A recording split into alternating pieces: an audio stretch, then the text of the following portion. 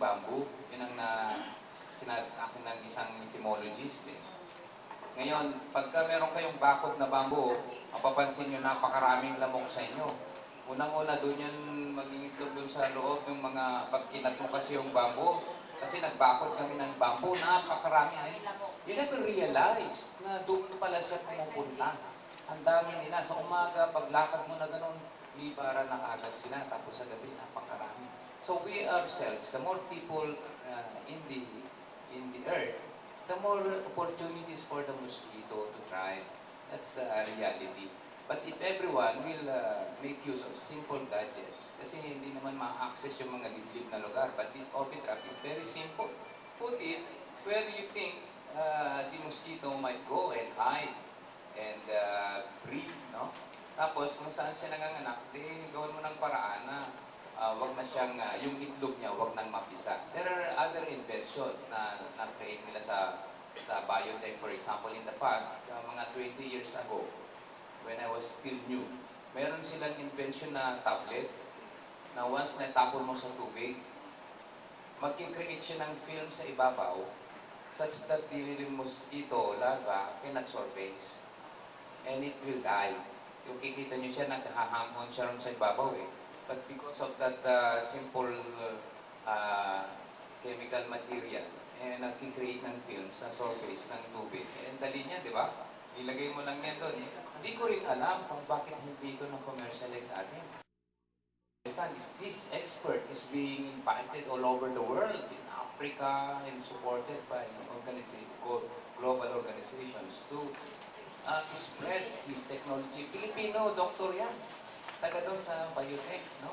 It's a simple technology. Yung areas na hindi mo ma-access, kaya lang if a water is a single body, it will be able to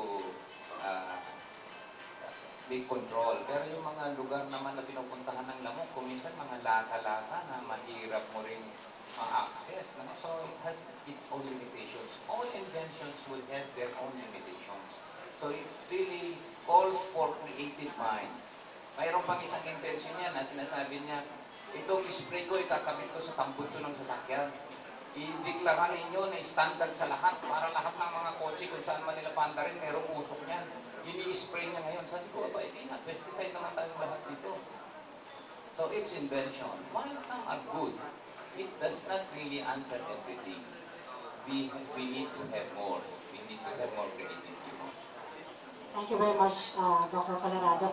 May I just acknowledge the new media friends. We have Paul Nicamina from Malaya and Kathy Cruz from DWAD. So you might just be interested to know ano nga ba yung project ng ating mga bisita dito na nakapagpanalo sa kanila. So may request Dr. Leslie Basila to just briefly share with us. Magandang umaga po sa inyong lahat.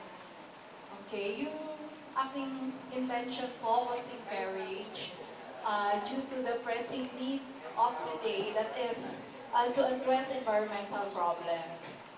Okay, so it started at home that maybe you had also experienced it, that we have a lot of waste material such as waste CDs. Okay, and you may have heard from TV or radio that we have this optical media board that runs after those who sells or buys pirated CDs. Okay, so for your information, we are importing a total of over 16 million US dollars of this polycarbonates, which includes a big portion of the compact disc. And some of these compact discs that we have no record of importation. Ito po yung mga pirated, okay? So, I was encouraged to do research on how to recycle this compact disc. Okay, as you can see, the compact disc contains a substrate, which is the polycarbonate. 96% of the compact disc is a plastic called polycarbonate, and 4% is the coating. Okay, so the procedure of recycling is very easy. You just remove the coating to obtain the clear substrate, which is the polycarbonate. And you know, polycarbonate is an engineering material. It is a very strong material. It is an acid-resistant material. And nowadays, you can see that it is even used for construction application. That is for our roofing. Okay? So, we were able to prepare a very clear plastic. And this plastic can be used for making construction materials and also printed circuit board. That's what you can see here. Okay, so it is a very good substitute for imported printed circuit boards used for printed circuits. Okay, and aside from that, we can make construction materials. Okay, tiles and transformer cups.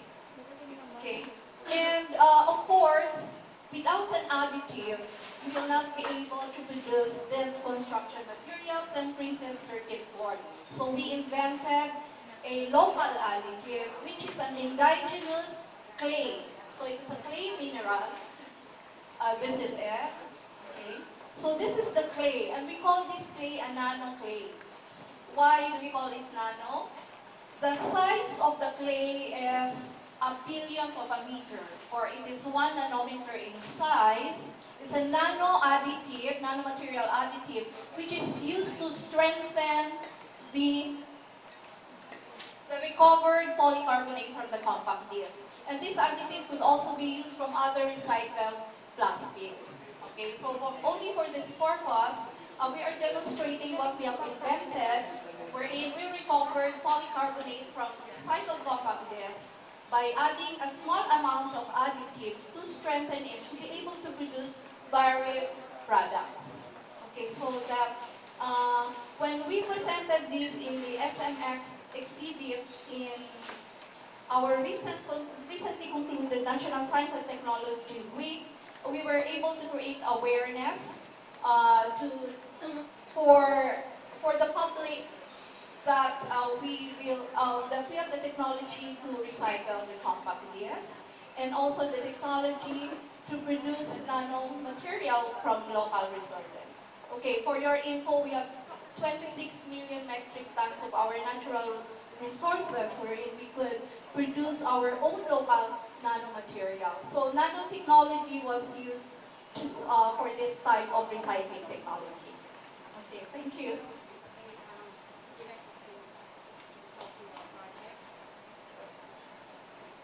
Yung project po namin is, binabasa niyo po yung meter reading niyo, isasend po siya sa inyo via SMS or yun nga pong pinaka-common na technology ngayon or yung text message po.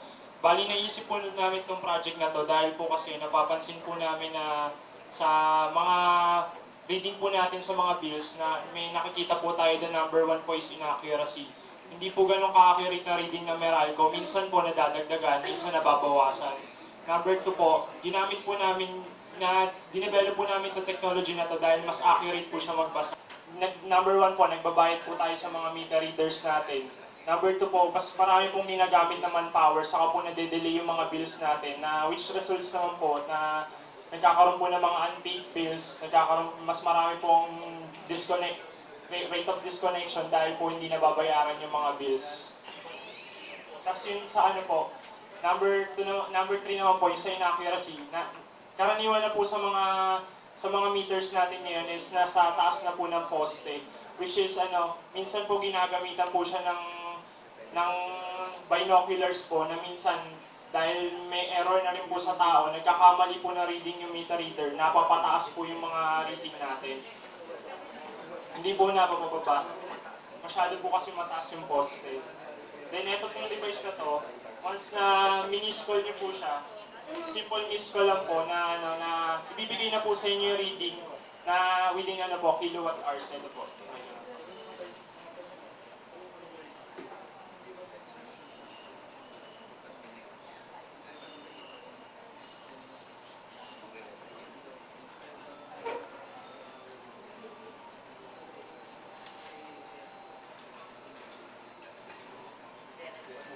Once na may na-receive na po yung call, magre-report na po sa inyo yung device. Within ano lang po, within a split seconds lang po, magre-respond na sa inyo yung device. Ito po yung reading. Ito po, name of consumer, 4.4600 kilowatt hours. Nakalagay lang po dito sa meter reading natin is 4.4.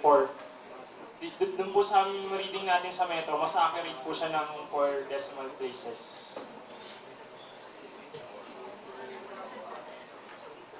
Thank you very much. Okay, so who has now the second question, please?